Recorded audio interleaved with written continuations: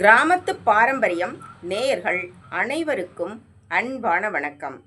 ஒரு பீரோ அப்படின்னா ஒரு வீட்டில் எப்படி வச்சுக்கணும், அதில் என்னென்ன பொருள்கள் இருக்கணும், எப்படியெல்லாம் இருந்தால் செல்வம் சேரும், பணம் சேரும் அப்படிங்கிறத பற்றி இந்த பதிவில் நாம் இப்போ பார்க்கலாம். அந்த பீரோ அப்படின்னா அது நம்ம வீட்டில் இருக்கிற ஒரு நபர் மாதிரி அதை பாவிக்கணும். பீரோ அப்படின்னா அலட்சியமாக அது ஒரு பீரோ, அதில் கண்ட ஜாமான் அதெல்லாம் வைக்கலாம் அப்படின்ட்டு அதை திரும்பி பார்க்காம அதை எதை வேணாலும் வச்சுட்டு நம்ம அலட்சியமாக இல்லாமல் அது நம்ம வீட்டில் இருக்கிற ஒரு நபர் மாதிரி அதை பாவிக்கணும். அந்த பீரோ பார்த்திங்கன்னா எப்போதும் மஞ்சள் குங்குமம் அதெல்லாம் வச்சு நல்லா க்ளீன் பண்ணிவிட்டு மங்களகரமாக வச்சுக்கணும். இப்போ எல்லாம் பார்த்தோம்னா அந்த பீரோ சரஸ்வதி பூஜையில் மட்டும்தான் அதை க்ளீன் பண்ணிவிட்டு மஞ்சள் குங்குமம்லாம் வச்சு நம்ம வைக்கிறோம். அப்படி இல்லை, மாதமே வருகின்ற வருஷப்பரப்பு, விநாயகர் சதுர்த்தி, சரஸ்வதி பூஜை, இந்த மாதிரி நம்மளுடைய இந்துக்கள் பண்டிகை பார்த்திங்கன்னா மாதம் ஒரு பண்டிகை வரும். அந்த மாதம் வர பண்டிகையில் பீரோவை நல்லா தொடச்சி சுத்தம் பண்ணிவிட்டு மஞ்சள் குங்குமம்லாம் வச்சு மங்களகரமாக வச்சுக்கணும். அது ஒரு விஷயம். பீரோ உள்ளர பார்த்தோம்னா நிறைய துணிகள்லாம் அடைச்சி வச்சுருப்பாங்க. அது மாதிரி இல்லாமல் முதல் விஷயம் என்னன்னு பார்த்தா, ஆண்களாக இருந்தாலும் பெண்களாக இருந்தாலும் அவங்களுடைய உள்ளாடைகளை அந்த பீரோக்குள்ளே வைக்கணும். இந்த பீரோவில் பார்த்தோம்னா மங்களகரமான பொருட்கள் வைக்கணும், விலை உயர்ந்த பொருள்கள் மட்டும்தான் வைக்கணும்.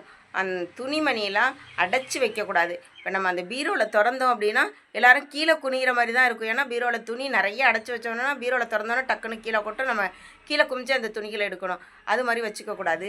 முதல் விஷயம் என்னன்னு பார்த்தா, நம்ம இடுப்புக்கு மேலே அந்த பீரோவில் திறந்தோன்னே அந்த பீரோவில் மேல் தட்டில் வலம்புரி சங்கு வாங்கி வச்சுக்கலாம். வலம்புரி சங்கு வாங்கி வச்சுக்கிறது ரொம்பவுமே நல்ல விஷயம். அதுக்கப்புறம் பார்த்தோம்னா அந்த பீரோவில் முதல் தட்டில் நம்ம வெள்ளி குங்கும சிமிழில் குங்குமம் கொட்டி அந்த பீரோக்குள்ளே நம்ம வச்சுக்கலாம். அந்த பீரோக்குள்ளேனா லாக்கருக்குள்ளே வைக்கக்கூடாது. எதுக்க பீரோவில் திறந்தால் வெளியே எதுக்க தெரிகிற மாதிரி அந்த மேல் தட்டில் குங்கும சிமிழ் வாங்கி வச்சுக்கலாம். அதே மாதிரி மேல் தட்டில் அந்த வலம்புரி சங்கையும் வச்சுக்கலாம். அதையும் விட முக்கியமான ஒரு விஷயம், ஒரு நல்ல விஷயம் என்னென்னா, அந்த பீரோவில் நம்ம சாத்திடணும்னு வச்சுக்கலாம். சாத்தினதும் மேல் தளம் இருக்குல்ல, அந்த மேல் தளத்தில் அந்த வெள்ளி குங்கும சிமிழில் குங்குமத்தை கொட்டி அந்த மேலே வச்சுக்கிறது ரொம்பவுமே. அதுக்கப்புறமா இந்த வெள்ளி அப்படிங்கிறது நம்மளுக்கு செல்வத்தை சேர்க்கிற ஒரு விஷயம். அதனால் நல்ல சலங்கை உள்ள வெள்ளி கொலுசை வாங்கி அந்த கொலுசை அந்த பீரோவில் நம்ம திறக்கிறோம் பார்த்திங்களா, டோரு, அந்த டோரில் ரெண்டு பக்கமுமே நம்ம செட் பண்ணி வச்சுக்கலாம். அந்த டோரை நம்ம திறந்தோன்னா ஜல் ஜல் ஜல் ஜல்னு சத்தம் கேட்குற மாதிரி நல்ல சலங்கை உள்ள வெள்ளி கொலுசை வாங்கி அந்த ரெண்டு டோர்லேயும் நம்ம செட் பண்ணி வச்சிட்டோம் அப்படின்னா திறக்கிறப்ப ஜல் ஜல்னு சத்தம் கேட்கணும். சத்தம் கேட்டுச்சு அப்படின்னா அந்த துர்தேவதைகள்லாம் அதுக்குள்ளே வராது. அப்புறம் மகாலட்சுமி வரும். பீரோவை திறக்கிறப்ப ஜல் ஜல்னு சத்தம் கேட்டால் மகாலட்சுமி அந்த பீரோக்குள்ளே வரும் அப்படின்னு சொல்லுவாங்க. அந்த பீரோவை திறந்தோம் அப்படின்னா நல்ல கமகமன் வாசனை உள்ள வாசனை திரவியங்கள் வச்சுக்கலாம். வாசனை திரவியங்கள் என்னென்னா அந்த அத்தர் மாதிரி உள்ள பொருட்கள் எல்லாமே அதில் பொருட்களை வாங்கி அந்த பாட்டிலோடு அதுக்குள்ளே வைக்கக்கூடாது. அந்த அத்தரோ இல்லை ஜவ்வாதாக இருந்தால் கூட ஒரு ஜவ்வாது பேஸ்ட்டு இருக்குல்ல, ஜவ்வாது பேஸ்ட்டு தனியாக இருக்கும், ஜவ்வாது பவுடரும் இருக்குது. அதில் அந்த ஜவ்வாது பேஸ்ட்டை வாங்கி ஒரு பட்டு துணி கடையிலே விற்கும், 50 ரூபா இருக்கும். அந்த பட்டு துணியை வாங்கி அந்த பட்டு துணியில் அந்த ஜவ்வாதை வாங்கி நல்லா நம்ம அந்த பேஸ்ட்டை தொட்டு அந்த துணியெல்லாம் ஃபுல்லாக தடவி விட்டுறணும். தடவி விட்டு சும்மா அந்த பீரோல் மேலே வச்சா போதும். ஃபுல்லாக எங்கே பார்த்தாலும் ஒரே வாசமாக இருக்கும், கமகமன் நல்ல வாசமாக இருக்கும். அது மாதிரி வாசமாக இருந்தால் அந்த வாசமாக இருக்கிற இடத்துல மகாலட்சுமி வீற்றிருப்பாள். நம்ம அதாவது பூஜை அறையை பாவிக்கிறது மாதிரி அந்த பீரோவையும் பாவிக்கணும். இப்போ பூஜை அறையில் ஒரு கை உடைஞ்ச தெய்வ சிலையோ இல்லை ஏதோ ஒரு ஒரு ஒரு உடஞ்ச சிலைகள் நம்ம பூஜை அறையில் வச்சுக்கூடாது. அதே மாதிரி உடஞ்ச பொருள்களை பீரோக்குள்ளே வைக்கவும் கூடாது, பீரோவும் உடஞ்சிருக்கக்கூடாது. சில பேர் பார்த்திங்கன்னா ஒரு கால் உடஞ்சிருக்கும், ஒரு கண்ணாடி உடஞ்சிருக்கும், அதை காலுக்கு பார்த்தா முட்டு கொடுத்து அது மாதிரிலாம் அதுக்கு வச்சுருப்பாங்க. அது மாதிரியெல்லாம் வச்சுக்காம நம்ம பீரோவை இப்போ ஏதாவது ஒரு பூட்டு உடஞ்சிட்டா இல்லை ஒரு கைப்பொடி உடஞ்சிட்டா அதை நம்ம உடனே தூக்கி போட்டுற, பீரோ நம்ம தூக்கி போட்டுற முடியாது. அதை சரி பண்ணி நம்ம நல்லா வச்சுக்கணும். உடஞ்ச பீரோவை வச்சுக்கக்கூடாது. இந்த பீரோவில் நம்ம இடுப்புக்கு மேலே உள்ள பாகத்தில் பார்த்தோம்னா 2ஆ 3ஆ பிரித்து வச்சுக்கலாம். நம்ம அந்த பீரோவில் 2ஆ 3ஆ பிரிச்சுக்கலாம். அந்த இடுப்புக்கு மேலே உள்ள பாகத்தில் நம்ம வந்து விலை உயர்ந்த பொருள்கள் மட்டும்தான் வைக்கணும். விலை உயர்ந்த பொருள்கள்னால் நம்ம பட்டுப்புடவைகள் வச்சுக்கலாம், வேறு வந்து தங்க நகைகள் வச்சுக்கலாம், அப்புறம் வந்து வேறு வேறு ஐட்டம்ஸ்லாம் இருக்குது. இப்போ வந்து பத்திரம் வச்சுக்கலாம். பத்திரம்லாம் வந்து விலை உயர்ந்த பொருள். அதெல்லாம் பத்திரம்லாம் வந்து நம்ம இடுப்புக்கு மேலே உள்ள பாகத்தில் வச்சுக்கலாம். நம்ம இடுப்புக்கு கீழே உள்ள அந்த இடத்துல வந்து நம்ம பத்திரம்லாம் வச்சுக்கக்கூடாது. மேலே உள்ளதில் தான் நம்ம பத்திரம்லாம் வச்சுக்கலாம். பேர் பார்த்தா புது புது செருப்பெல்லாமே கொண்ட பீரோக்குள்ளே வச்சுப்பாங்க. அதுவே ரொம்ப தப்பான விஷயம். அந்த செருப்பெல்லாமே அந்த பீரோக்குள்ளே புது செருப்பாக இருக்குது, அது வச்சுக்கிட்டானா அது ஒன்றும் பரவாயில்ல அப்படின்ட்டு அந்த பீரோக்குள்ளே வைப்பாங்க. ஆனால் அந்த புது செருப்பெல்லாம் கொண்டு போய் அந்த பீரோக்குள்ளே வைக்கக்கூடாது. இதையும் விட ஒரு பெரிய முக்கியமான விஷயம் என்னென்னா, முத்துக்களை வாங்கி நம்ம பீரோக்குள்ளே வைக்கலாம். முத்து வந்து எல்லா அந்த நவரத்தினங்கள் இருக்குல்ல, அந்த நவரத்தினங்களை முத்தும் பவளமும் மட்டும்தான் கடலுக்குள்ளே கிடைக்கிது. அந்த கடலுக்குள்ளேயும் சிப்பிக்குள்ளே இருக்கிறது முத்து மட்டும்தான்.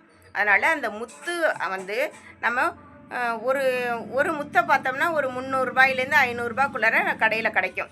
அதை வாங்கிட்டு வந்து ஒரு 4-5 முத்தை வாங்கினோம்னா ஒரு 2500 ரூபாய்க்குள்ளார நம்ம வாங்கிடலாம். அதை வாங்கி நம்ம ஒரு இடத்துலையும் மேலே கீழே அந்த ஒரு தட்டுலையுமே அந்த முத்தை வாங்கி நம்ம வச்சுக்கலாம். அது ஒரு 2500 3000 ரூபாய்க்குள்ளேயே நம்ம வாங்கிடலாம். அந்த முத்தை வாங்கி நம்ம அந்த பீரோவில் வச்சோம் அப்படின்னா அது ரொம்பவுமே நம்மளுக்கு செல்வத்தை சேர்க்கும். பீரோக்குள்ளே பார்த்தோம்னா நம்ம அதிமதுரம் வாங்கி வச்சுக்கலாம். அதிமதுரத்துக்கும் செல்வத்துக்கும் என்ன சம்மந்தம் அப்படின்னு சில பேர் நினைப்பாங்க. அந்த அதிமதுரம் வந்து சுக்கிரனுக்கு உகந்த ஒரு பொருள். சுக்கிரன் அப்படின்னா என்ன அப்படிங்கிறது எல்லாருக்குமே தெரியும். சுக்கிரன் வந்து செல்வம், பணம், பொருள் இவைகளுக்கெல்லாம் உள்ள ஒரு தெய்வம். அதனால் இந்த சுக்கிரனுக்கு உகந்தது அதிமதுரம். அதனால் அந்த அதிமதுரத்தை வாங்கி நம்ம அந்த பீரோக்குள்ளே வச்சோம் அப்படின்னா அதுவும் நம்மளுக்கு வந்து செல்வத்தை சேர்க்கக்கூடிய ஒரு விஷயம். இது எல்லாத்துக்கும் மேலே இன்னொரு முக்கியமான விஷயம் இருக்குது. நம்ம பீரோக்குள்ளே என்னைக்கும் தரித்திரம் வராமல் இருக்கணும் அப்படின்னா ஒரு 3 கிலோ பச்சரிசியை வாங்கி அதுக்கு தகுந்த வெல்லம் வாங்கி அதில் ஏலக்காய் போட்டு நம்ம அந்த பீரோக்குள்ளே வச்சுக்கலாம். ஒரு 18 நாளைக்கு அந்த பீரோக்குள்ளே வச்சுட்டு அதுக்கப்புறமா அந்த வெல்லம், பச்சரிசி, ஏலக்காய் எல்லாமே எடுத்து நல்லா ஆனால் டேஸ்ட்டாக சக்கரை பொங்கல் செஞ்சு அதை கொண்டு போய் நம்ம கோயிலில் அன்னதானம் பண்ணலாம். 3 கிலோ அரிசியும் ஒரே நாளில் பண்ணணும்னு தேவையில்லை, பண்ணவும் முடியாது. அதனால் ஒரு அரை கிலோவாக வாரம் நம்ம செஞ்சு கொண்டு போய் கோயிலில் 1/2 கிலோவோ இல்லை 1 கிலோவோ நம்மளால் முடிஞ்சதை செஞ்சு கோயிலில் கொண்டு போய் அன்னதானம் பண்ணலாம். இது மாதிரி நம்ம செஞ்சோம் அப்படின்னா என்றைக்குமே நம்மளுக்கு அந்த பீரோக்குள்ளே தரித்திரம் வராது. நம்ம வந்து சக்கரை பொங்கல் செஞ்சு அதை கொண்டு போய் கோயிலில் கொடுத்தோம் அப்படின்னா அது வந்து அன்னதானத்துலேயும் சேர்ந்துருது இல்லையா? அன்னதானத்துலேயும் சேர்ந்துட்டுன்னா நம்ம செல்வம் வந்து தானாகவே சேரும். அன்னதானம் செஞ்சதாகவும் இருக்கும். நம்ம வந்து இந்த பீரோல்குள்ளே வச்சு எடுக்கிறோம் அந்த பொருளை. அதனால் வந்து நம்மளுக்கு செல்வம் வந்து தானாகவே வந்து சேரும். தரித்திரம் அப்படிங்கிறதே வராது. இது மாதிரி இந்த பீரோவை வந்து நம்ம குடும்பத்தில் ஒரு நபராக நினச்சி மங்களகரமாக சுத்தமாக வாசமாக நம்ம வச்சுருந்தோம் அப்படின்னா என்றைக்குமே நம்மளுக்கு அந்த பீரோவுக்குள்ள தரித்திரம் வராமல் செல்வ செழிப்போட வாழ முடியும். இந்த வீடியோ பிடிச்சிருந்தா லைக் பண்ணுங்கள், நம்ம சேனலுக்கு ஒரு சப்ஸ்கிரைப் பண்ணுங்கள். வணக்கம்.